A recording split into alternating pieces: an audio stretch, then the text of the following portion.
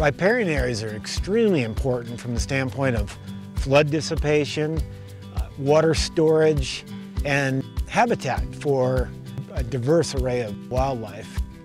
This is a project that is trying to restore a degraded meadow with an incised stream channel that basically prematurely drains the meadow. There are head cuts moving their way upstream, and at the face of a head cut is an area of active erosion. So as those head cuts move upstream, they are taking all that good, healthy meadow soil that stores water, and they're flushing it downstream. We want to restore that function of the meadow in storing water. We want the water to spread out over the meadow like it used to do and soak into the meadow soils. When we start losing that water that's held in the meadow soils, we start giving pine trees, or conifers in general, the opportunity to encroach into those meadows. See, conifers don't typically like to be growing in wet environments.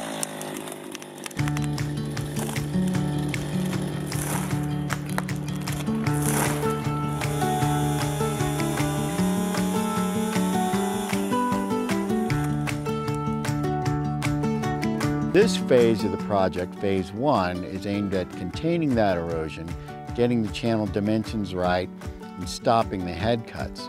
So there's a lot of attention paid to steep slopes, getting rid of steep banks, cutting them back, putting sod on banks, putting erosion cloth on banks, reseeding, and building rock check dams that can stop the energy in water, drop the head out, spread the flows back out, and so they're not so erosive going through.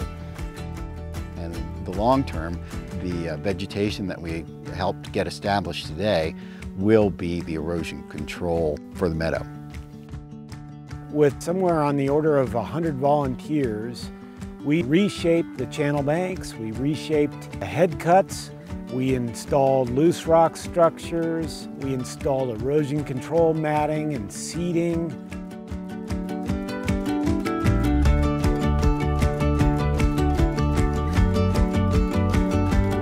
All of this was designed to dissipate stream energy, get the water to spread back over the meadow surface like we know it did at one time, and re-wet the meadow. The more that we're able to get water into the soil, the better the plants grow.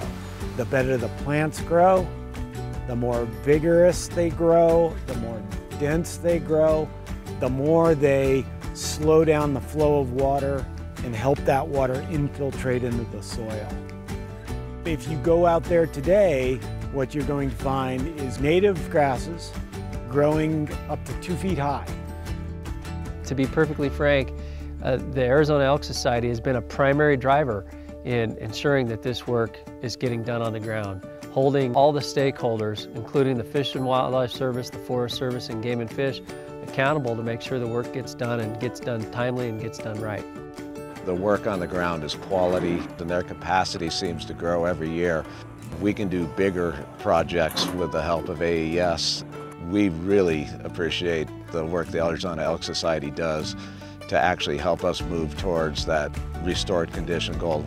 It's a pleasure to work with the volunteers from AES to move us forward.